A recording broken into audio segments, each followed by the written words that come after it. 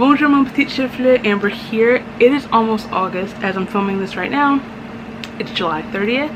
Tomorrow Black is King comes out on Disney Plus, so I figured I need to film this now because if I don't, I never will.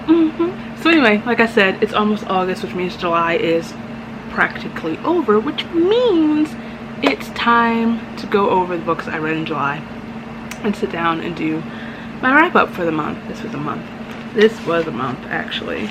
In July I read 4 books. I wanted to read more, I'll say that right now, but I didn't. I had quite a few books lined up to read in July, and then I got stuck towards the end. Let's not dwell, let's just jump in. So at the beginning of July, end of June, beginning of July, I was just really in a romance mood. One part of that, a lot of that was to do with the fact that Take a Hint, Danny Brown had just come out and I was itching to read it. And I don't know, I just wanted to read something lighter than what I had been reading. If you didn't know, June was kind of a struggle month for me. I was in like a semi-slump, a slump adjacent for the month, and I know that for me personally, romance books are kind of like a nice in-between for me, especially when I'm having weird head moments, because it doesn't require too much from me. They're just fun and I fly through them. So I read 2 this month. The first one being The Bromance Book Club by Lyssa K. Adams. This is a book I've heard really hyped up on the bookternet. I'd been saying I was going to get around to reading it, and then I was just in Walmart and my mom bought it for me, so shout out to you. She also recently just bought me the sequel, but I haven't read it yet. Anywho, this book follows Gavin and what is his wife's name? What's her name? Thea. God. Okay. Gavin and Thea. Gavin is a baseball player. I almost said baseball man. Let me not embarrass myself on the internet. He's a baseball player, and at the beginning of the story, Thea has basically just told him that she wants a divorce after he realized that she had been faking orgasms when they had sex for the past 3 years of their marriage, and he freaked out. She kicked him out, and now she's like, yeah dude, I'm done here.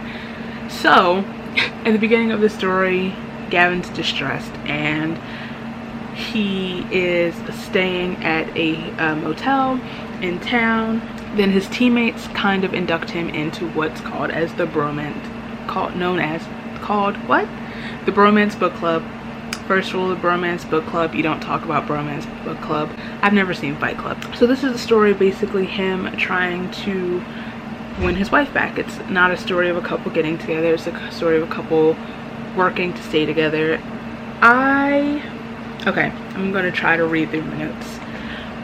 That's so funny. My initial thought when I started reading this book was that I already hated Gavin, and I didn't know why. The introduction to him just didn't do it for me.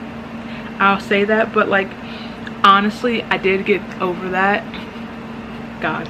My other initial thought is, off the bat, I don't particularly like Thea, nor do I understand why she's acting like she's going to keep the girls from him. Okay, so they also have twin daughters who are, I think they're like 3 or 4, and that was a weird thing. Like she kept saying things like, oh, when we're not a family anymore, or when we don't do this anymore. And I'm like, just because y'all are getting divorced doesn't mean he's not going to be their dad anymore. I just kind of want to go through my list of notes and then discuss them. My next note says, can their eyes stop colliding?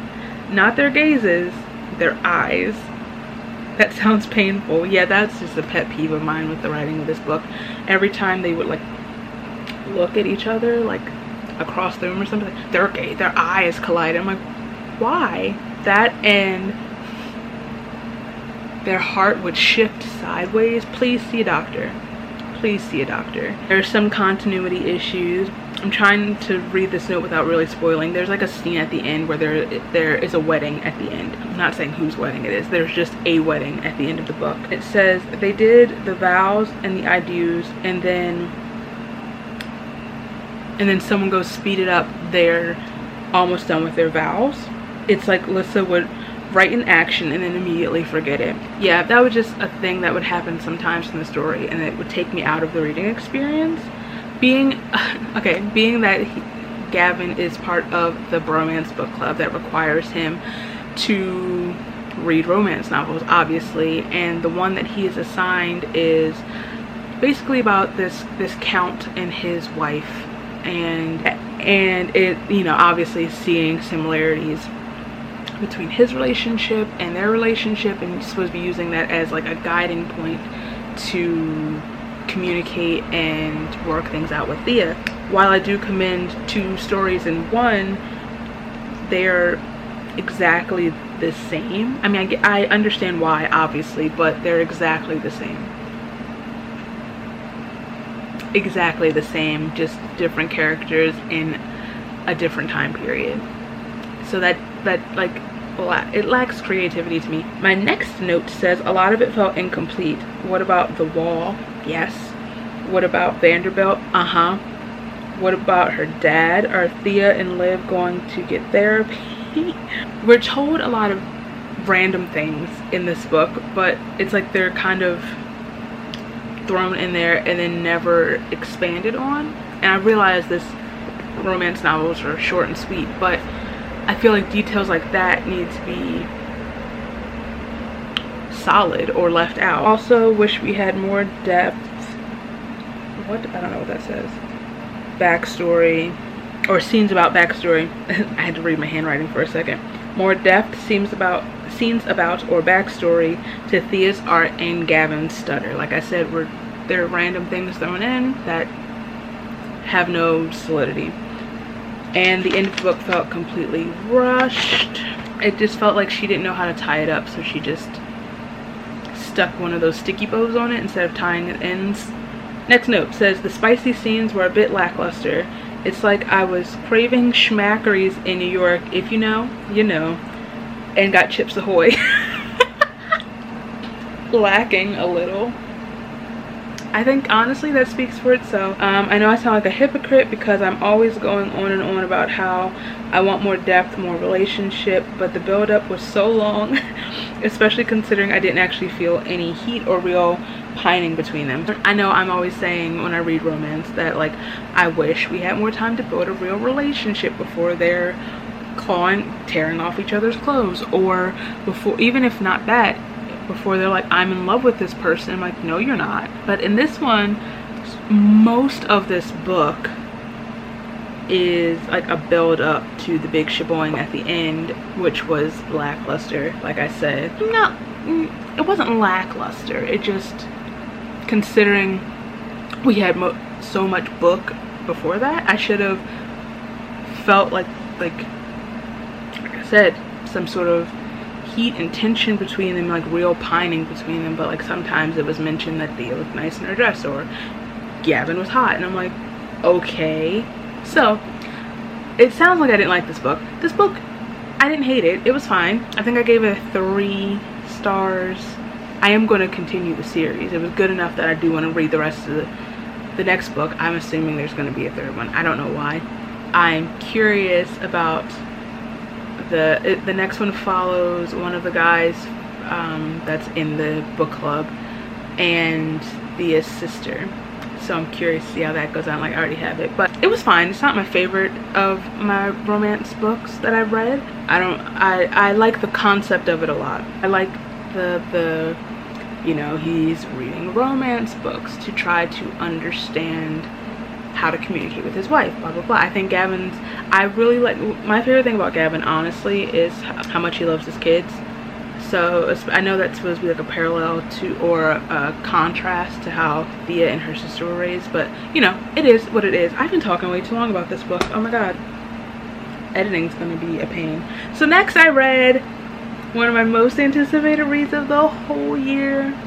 I read Take a Hint, Danny Brown by Talia Hibbert, which is the next one in the Brown Sisters series. The first one being Get a Life, Chloe Brown, which up and prior to reading this book was my favorite romance book that I've read, to one of my top favorite books that I've read in the whole year.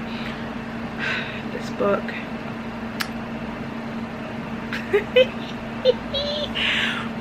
This book follows Danica Brown, who is really brilliant, career driven, and she also teaches in the building where Zafir is security guard. Zaf is a former professional rugby player, and they have this fun work friendship. She brings him coffee, he provides her with nutrition bars, they have like a flirty banter, he's in love with her, it's all fine. Their story really starts when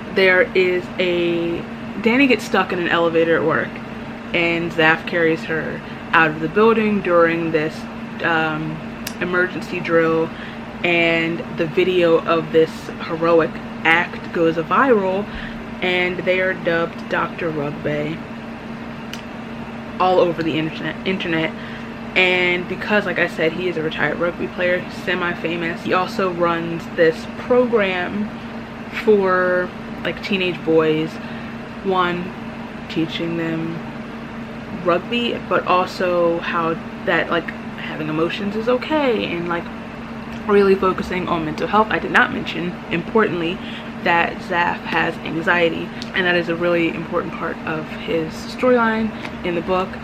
But like I said, because their video goes viral, they make an arrangement that they start fake dating in order to keep the clout for his, and direct attention towards his program, his organization, to get the funds that it needs and the attention that it needs.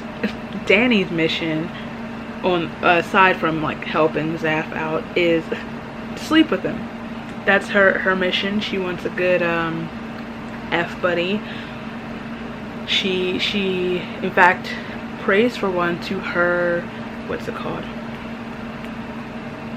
Oh my god. Her altar for Oshun, is it? I believe so. The two get into an entanglement, and I loved this book with my whole heart. I didn't think when like people started reading arcs in the book itself, I heard a lot of talk that they loved it even more than Get a Life, Chloe Brown. I'm like, that's blasphemy, that's not possible. But Miss Danica might have just knocked her big sister out of that spot in my heart. I mean, they're both in the spot in my heart, but I loved this book so much.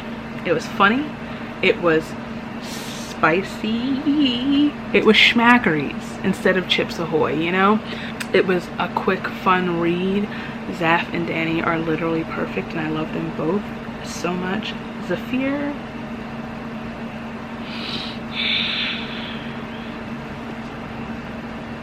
where do I sign up for my own personal Zafir? I deserve that. When I read Chloe Brown, I said I related a lot to her and found myself, what did I just say? I don't know what I just said. I related a lot and found a lot of myself in Chloe, but I think I'm definitely more of a Danny than a Chloe, which is fine. I said this before for Chloe Brown, I could read a whole series following these two, and I'm upset that there's only one more book of Brown sisters. Eve's book comes out, I guess next year. Very excited for it. I would honestly love a book about following Jamal and, is her name Kieran? Zaf's sister-in-law. They're cute. This book is perfection. Talia Hibbert can do no wrong in my eyes. I have some things. If you like romance novels and if you like scented candles, just be prepared, okay? Anywho, so after that, I went back to fantasy. Seems like a running theme with me lately. I read another series that I'm the last person ever to get to. And I read this chunky boy, The City of Brass by S.A. Chakraborty, which is the first of the Day of the Bad trilogy. briefly, let's try to be brief here. This book follows Nari, who grew up in Cairo on her own. Basically, she's a con woman. She does little tricks and swindles people, making them believe that she is performing some sort of magic. She has this uncanny healing ability. At the start of the book, she is doing I forget what it's called, but it's kind of like a seance or an exorcism of sorts. She's trying to exorcise a jinn out of this girl, and everything goes wrong, and she accidentally summons Dara, who is this ancient Deva warrior. She gets swept up and basically taken to Daevabad, this magic city of jinn and Deva, and he ends up at the palace and is given a place in the infirmary where she is to use her healing powers. She strikes a friendship with Prince Elizade, who is the other POV in this book. He is the second born of the king and is in preparation to basically be his older brother's second in command when he becomes king. Ali has a soft spot for the Shafit, who are Deva human mix and are mistreated in Daevabad. He's gotten himself into some trouble with that. Like I said, he and Nari kind of strike up this friendship, and I don't know what else I can say without really spoiling it, but I knew I was going to love this book. This is one, like I mentioned with the Ember series, that I knew was going to be like a 5-star read for me. I knew I was going to be completely absorbed and obsessed with this series, and I was not wrong. First of all, the world building in this book puts a glaring eye on how much I'm lacking when it comes to writing my worlds and my books, and I am embarrassed for myself, because the one thing I'm like, Nari, look, sis, she has this ability, this knack, I guess, where she has to get her answers before she does anything. I'm like, now's not the time. It's really not the time. Y'all are in perilous life. Not read the room, sis, please. But I love her character. I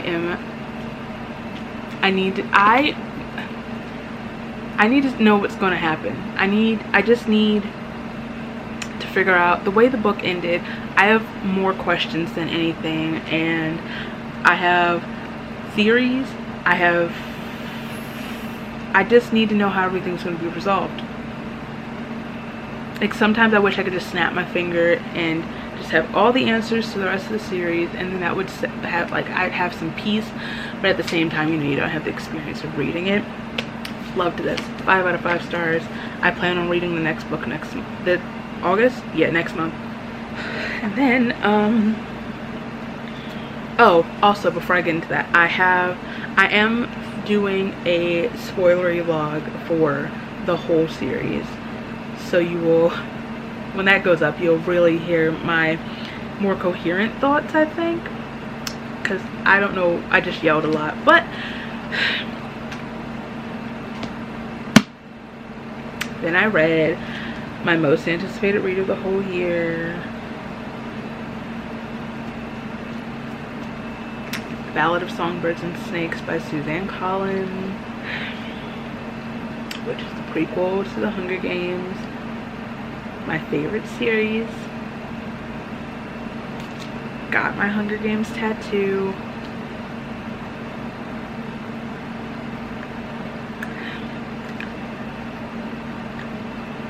So this book, this book follows one Coriolanus Snow, yes, that one. How many years before Katniss?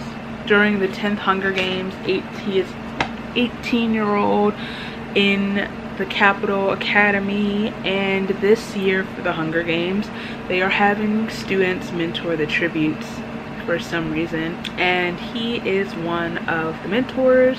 He comes from a once very prestigious family in the capital, like pre-rebellion, pre-war.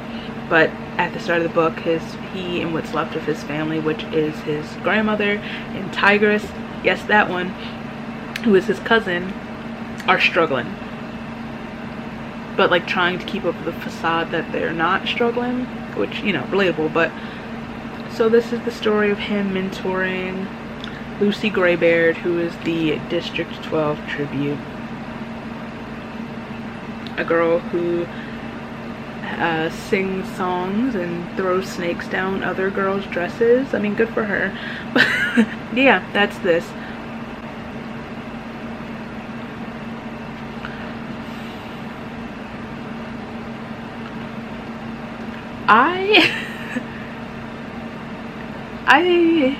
I struggled with this book.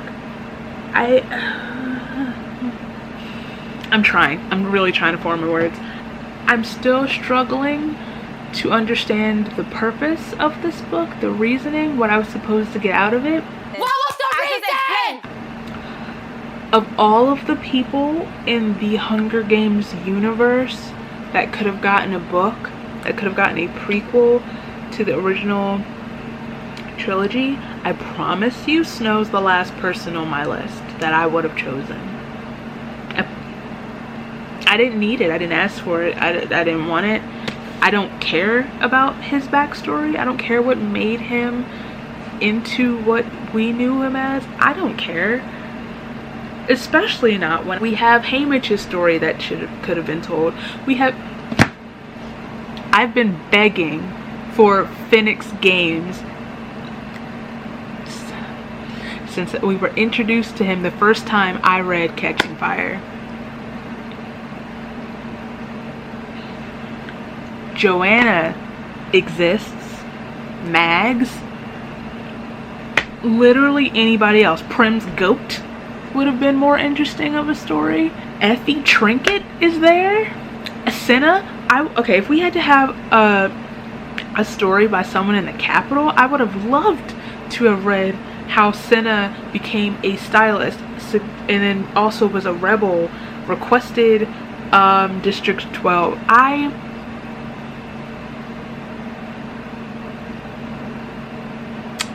Please show me where I said Coriolanus Snow.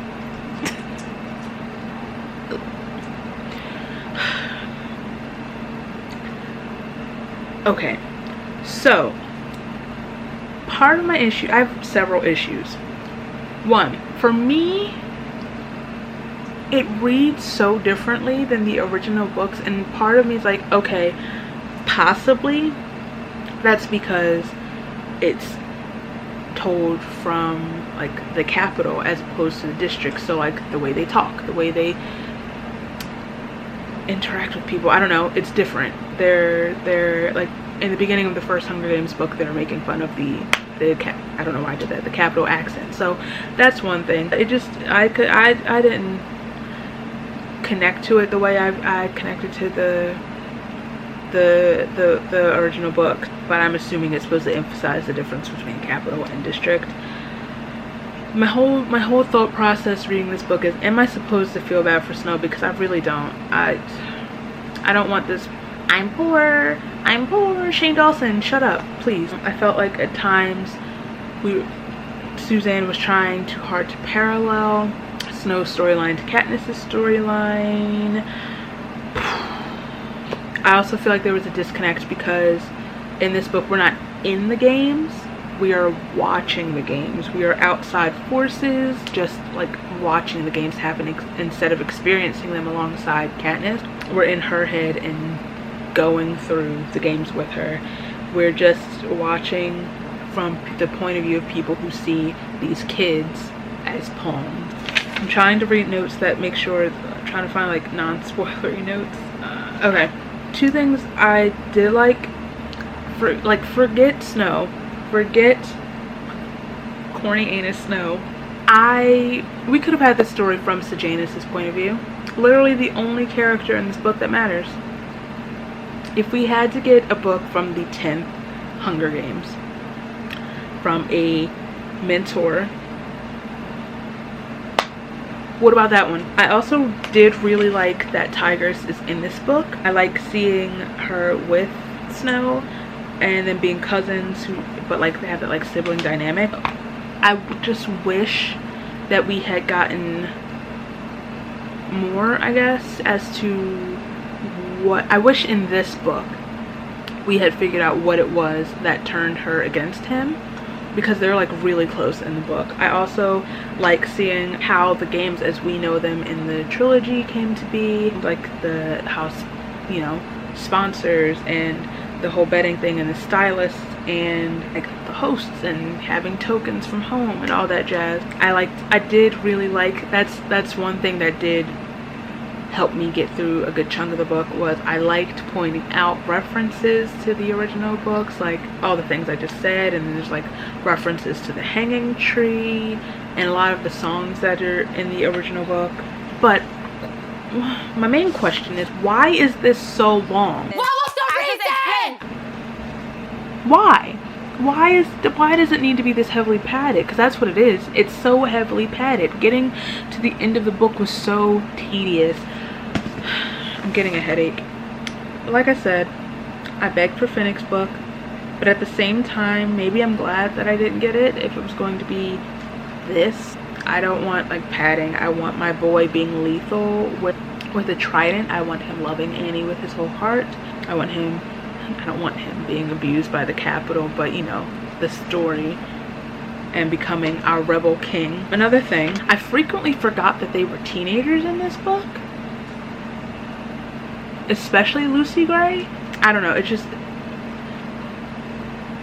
very, like, there would be times like, oh, she's only 16. I'm like, what do you mean? That's a 35-year-old woman. What are you talking about? Snow's only 18. What are you talking about? He's 27. Anywho, speaking of Lucy Gray, every relationship with this man had, I guess it's supposed to be that way, just seemed flat and pale and just unnecessary, like I said, which probably is intentional. Let's say this unspoilery way.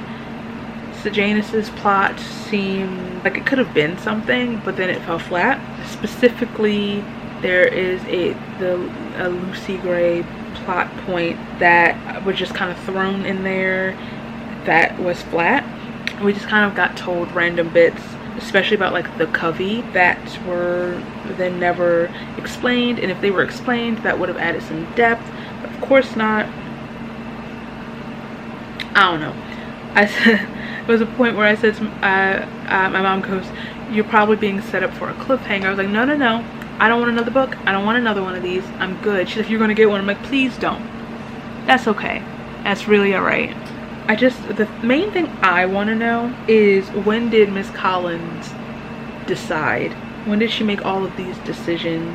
I want to know if she always knew that this was in Snow's past, like the mentor thing and a lot of other things, like Tyrus being his cousin, or if she just kind of was winging it, pulled it out of her butt. I was like, yeah, that sounds alright. I was disappointed, if you couldn't tell, to say the least. How much money is this? This was like $20-something and I want it back. $27.99, I'd like it back. Do I regret having 2 copies of this book? No. Only because I am Hunger Games trash, so, and I still think that the Waterstones naked cover is beautiful, and intend to display it one day when I have my proper book set up. But